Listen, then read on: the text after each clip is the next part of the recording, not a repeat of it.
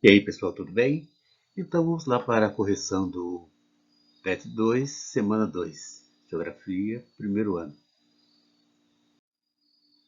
Primeira questão. Assinale o conceito abaixo que melhor define a expressão metropolização.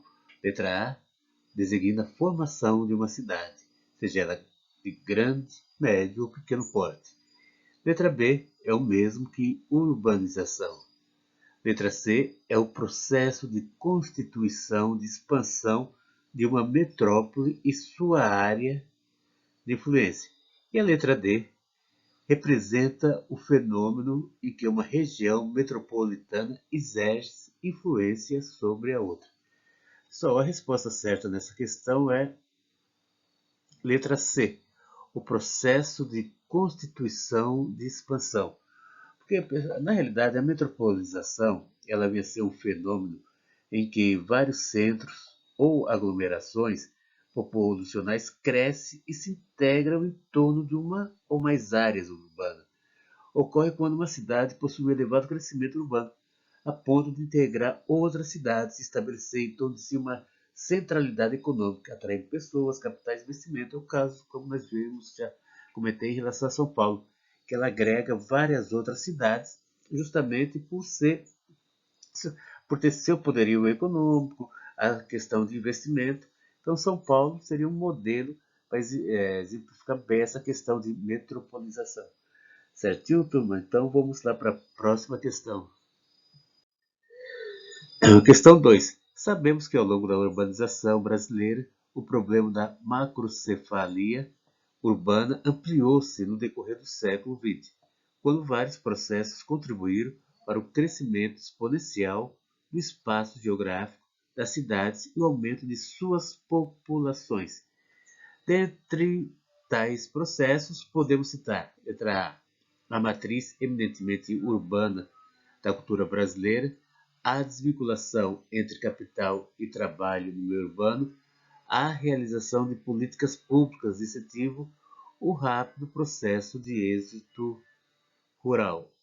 Aqui a resposta, letra D. Certo?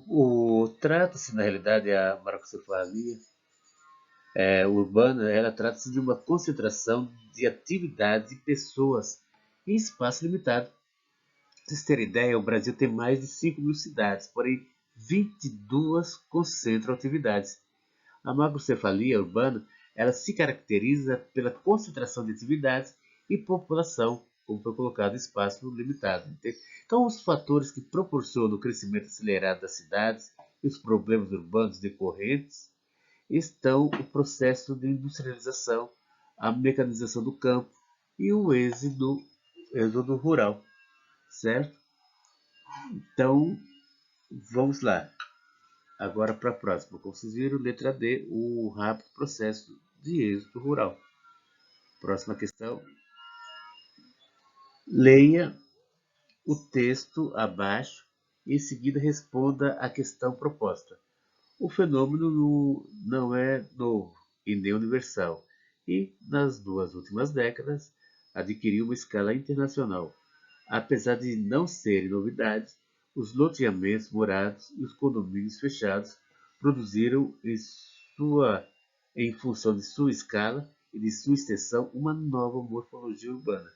Assemelham-se em várias cidades do mundo e têm a singularidade de ser um produto imobiliário com barreiras físicas que impedem a entrada dos não credenciados.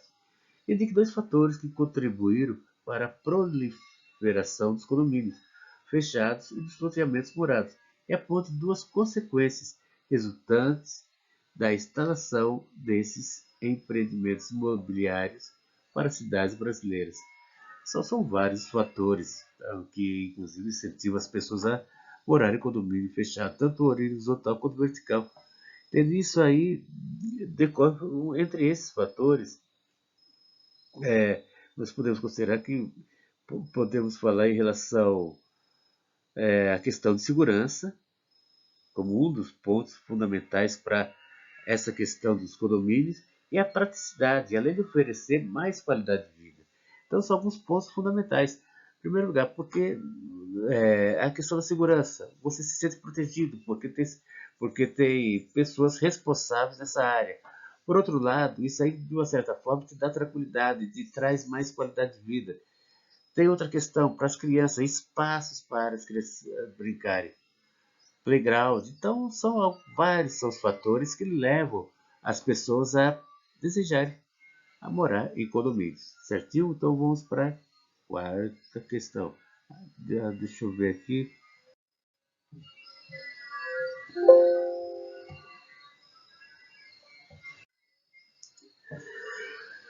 Quarta, no Brasil, em decorrência do processo de urbanização, verificou-se uma intensa metropolização, da qual resultaram a cidades médias, que se industrializaram após a abertura econômica da década de 1990, como Campinas e Ouro Preto. Letra B. Metrópoles nacionais, sedes do poder econômico e político do país, como São Paulo, Brasília, Rio de Janeiro. C. Cidades mundiais que receberam vultuosos investimentos externos no início do século XXI, como Belo Horizonte e Rio de Janeiro. Megacidades dispersas pelo país graças ao retorno de imigrantes como Manaus, Goiânia e Curitiba. Então a resposta certa é letra B. Metrópoles nacionais, sede do poder econômico e político do país, São Paulo, Brasília e Rio de Janeiro. Tá certo? Então é o seguinte, pessoal, com a metropolização observa-se a transformação de uma cidade, geralmente uma capital nacional ou local, em uma metrópole que passa a se configurar como uma espécie de cidade-mãe de uma região metropolitana que é integrada por cidades menores que congregam o seu entorno. Essas cidades são também conhecidas por cidades satélites. Certinho? Vamos lá para a quinta questão.